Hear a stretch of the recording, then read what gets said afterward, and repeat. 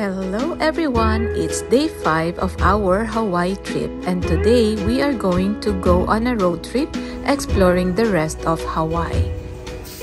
But first, we're heading to Leonard's para sa ating breakfast.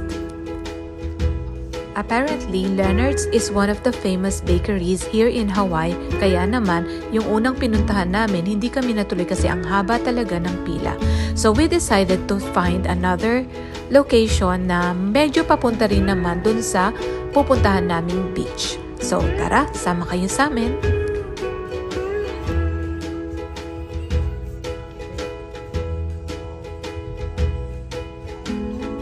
Yung papuntang countryside ng Hawaii, it reminds me of Baler.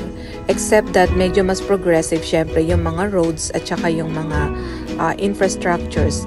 Pero yan, ganyan siya, mabundok, tapos merong mga beaches, nakakatuwa. And after a few minutes drive nga ay napunta na kami dito sa isang strip mall where you can find the food truck ng Leonard's. So pumila na yung mga bata and kami naman ni Daddy ay naghanap ng coffee, papunta kami sa Starbucks. And habang papunta nga kami sa Starbucks, nakita namin tong parang mga bazaar. So nagtingin-tingin na rin muna kami and then may nakita kami na parang mga sandwiches na tinitinda ng kapwa natin Pilipino. So dito na rin kami bumili. Pepperoni salami turkey. This is pepperoni and olives. Turkey pesto, spinach and cheese. Jalapeno, pepperoni and olives. Spinach and cheese and sun-dried tomato, spinach and cheese. Okay, do you want the turkey pesto? Or do you want the meatla? But this is your best seller, right? Okay. Okay, let's try the meat lovers, The please. best seller. Marami din daw pala talagang mga Pilipino dito sa Hawaii at karamihan sa kanila ay mga Ilocano. Ilocano rin ako kaya lang di ako masyadong nakakapagsalita eh. Masarap naman siya, nagustuhan talaga namin ni Daddy. Bibili pa nga sana ako ng isa eh. Kaso nag-text yung mga bata, ang sabi, kakain din daw pala kami sa Zippy's.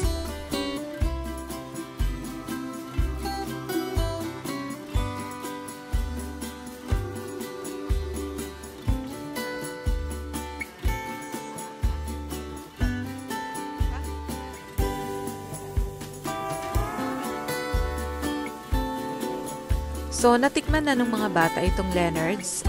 Kami naman, mamaya ko na siguro yan may meriendahin after natin mag-beach.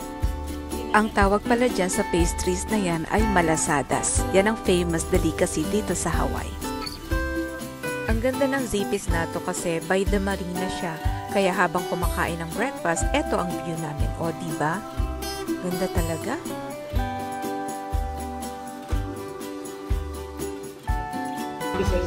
So, food trip ulit tayo.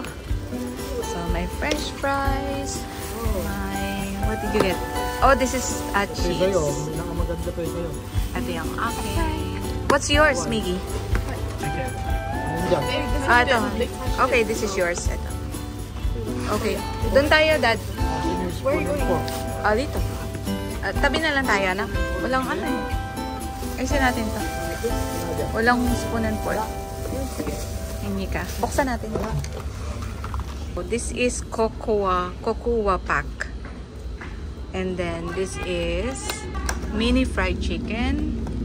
And this is fried chicken. What's this? Portuguese sausage. Right? And this is loco moco. Mini loco moco.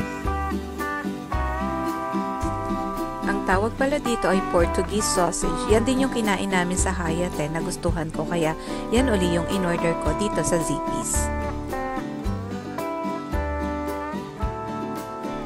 Tapos, bali may kasama lang siyang spam tsaka hotdog. Nag-share lang kami ni Daddy dyan kasi busog pa kami sa Starbucks kanina, diba? Alam niyo naman ako, basta pagkain, hindi ko talaga tatanggihan yan.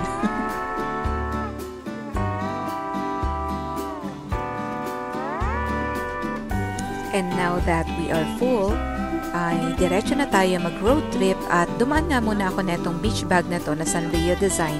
Ang cute ano? Dadaling ko yan para sa aking van. Please sit back, relax, and enjoy the view.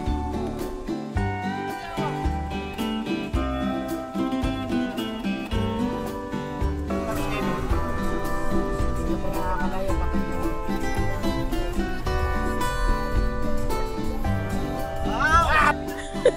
Narinig niyo ba yun? Nagugulatan yung mag-ama.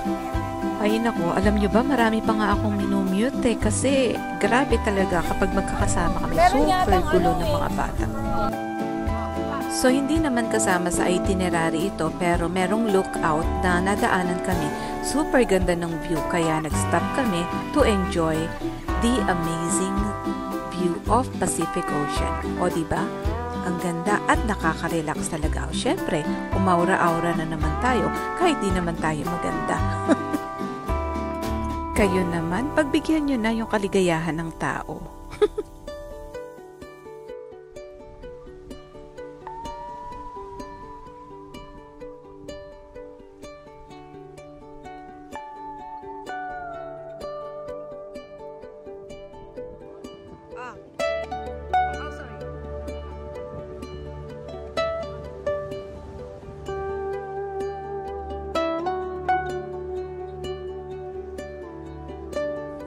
Alam nyo, this is the reason bakit binovlog ko tong mga travel na ganito eh.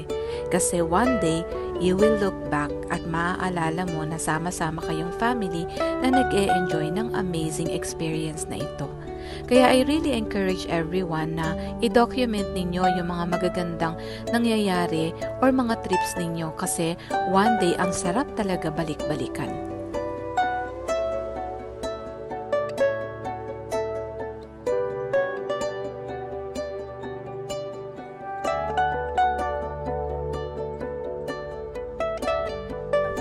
And finally, after an hour of travel from our hotel, nakarating na rin kami dito sa Halona Beach Cove.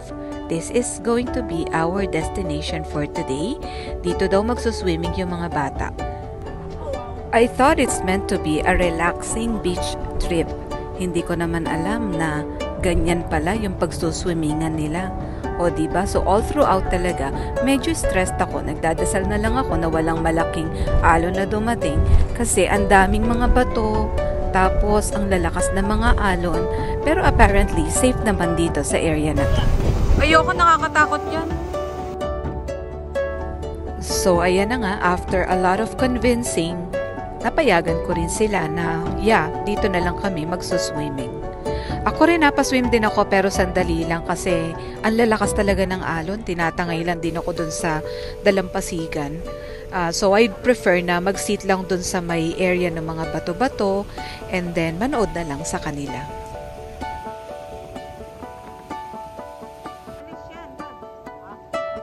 O diba? Tingnan nyo naman yung mga alon. Sino ba naman ang hindi matatakot dyan, no? Parang feeling ko magkamali ka lang. Either hihilahin ka dun sa area na mabato or dadaling ka dun sa gitna ng napakalaking mga alon. Pero yung mga bata, tingnan nyo enjoy na enjoy pa rin. Kahit puro buhangin na, sige lang.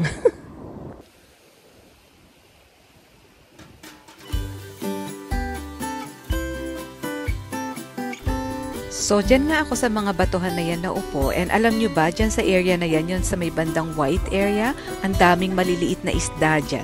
Nakakatuwa talaga. Si Miguel, stress dun sa dalawa kapag nalalayo na dun sa may bandang shore eh. Ang problema naman kapag nandyan ka sa shore, yung mga buhangin, papasok talaga sa lahat ng pwedeng pasukan. Speaking of pwedeng pasukan, along that area, meron ding parang cave na pwedeng libutan at silipin. So, nung una parang medyo natatakot ako pero since nakita ko parang maigsi lang naman yung pathway, sabi ko, sige, punta tayo.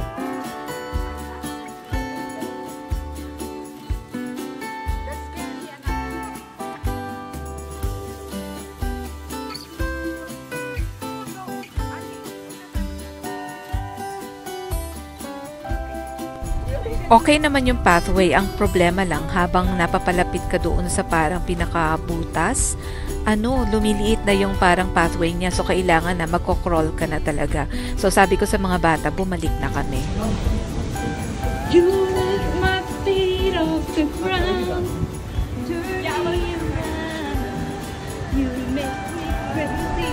Hay nako, someone is very happy kasi kakain na naman siya. So tara, tikman natin itong malasadas from Leonard's. Masarap naman siya, I like it. Lasang bicho, dyan sa Pilipinas. Puro buhangin. Huwag lang yung basang-basa siguro. Yung upuan. So, our next stop naman ay Kalipayana Beach sana. Kaso naligaw yata kami. So, we actually went to a different one. And we just ended up na dun lang kami sa beach. Hindi naman naligo yung mga bata. Medyo malayo-layo rin. Sana pala dyan na lang kami nag-stop over uli. Ang ganda sana dyan, no? Tapos alam nyo, may mga van lifer ako nakita. Hanggang dito sa Hawaii, van life pa rin no?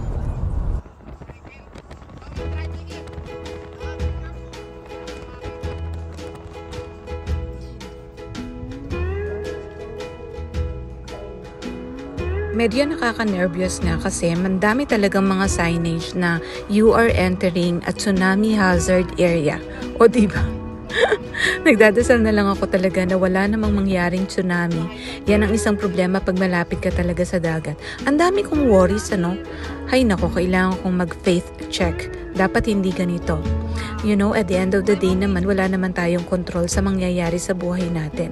So let us not allow fear to hinder us para mag-explore at i-enjoy ang buhay, 'di ba? Kasi kapag oras mo na kahit natutulog ka. Gaya na lang today, habang ina-edit ko to kaninang umaga, paggising ko, ang daming notifications sa Facebook na lumindol pala sa Pilipinas ng 4.7 magnitude, 'di ba? So talagang hindi mo masasabi kung ano yung mangyayari. So let's just allow our faith guide us, and si Lord na ang bahala sa atin.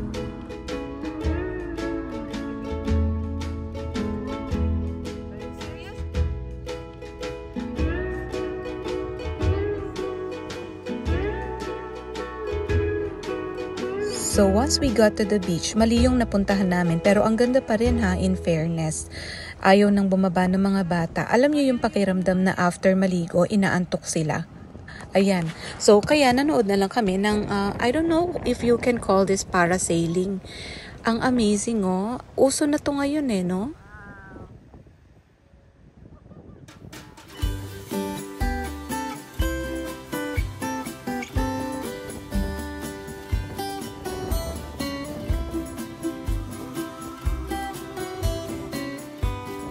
Ito guys, kailangan to.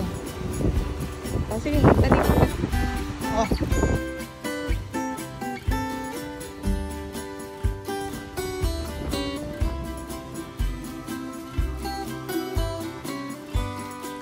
Even if you say na puro beach lang naman yan, pare-pareho lang, hindi may iba-ibang characters pa rin or characteristics yung different beaches dito sa Hawaii. Kumbaga, may mga kanya-kanya silang ganda.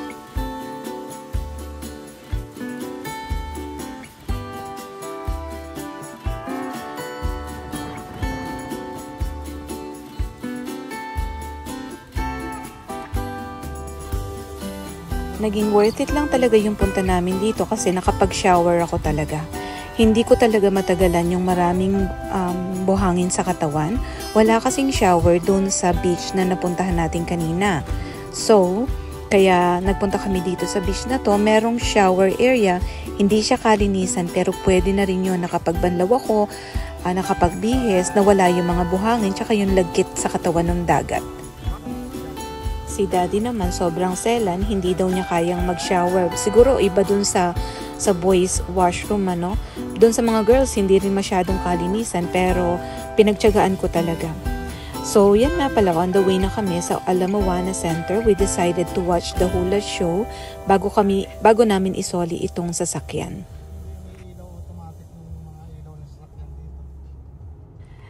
This drive naman, it reminds me of our drive sa Victoria, BC.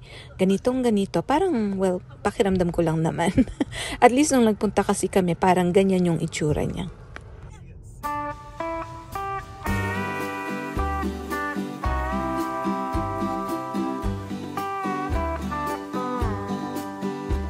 Nag-aapura na nga kami dyan kasi 5 o'clock yung show.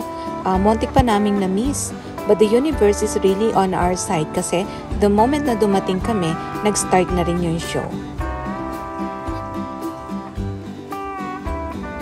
If you really just want to experience seeing a hula show, maraming mga malls na nag-o-offer ng free hula show every 5 p.m. So, you don't have to really spend so much just to experience. Meron namang offer na parang for tourists na may buffet siya. You get to taste the different delicacies and food ng Hawaii. Pero hindi na kami nag-avail nun kasi okay na rin naman ito. Masyadong mahal yun kung 5 kami. Tapos almost 200 yata per person yun eh.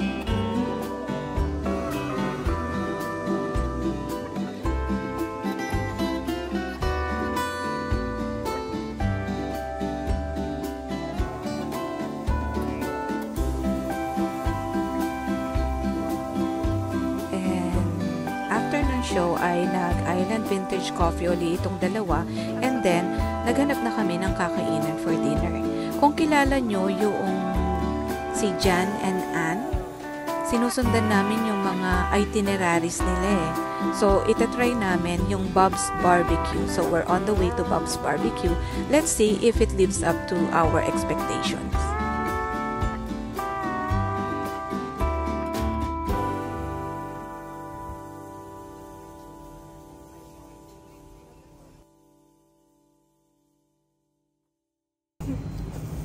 So, for today's food trip ay titikman natin yung barbecue ribs dito sa Bob's. Ako naman, sirloin steak yung in-order ko.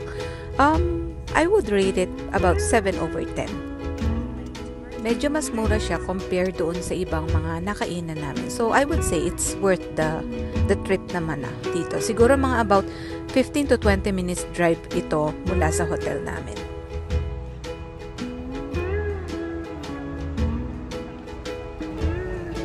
So, after namin mag-food trip ay isinoli na nga rin namin itong sasakyan, and then naglakad-lakad na lang uli doon sa area ng aming hotel.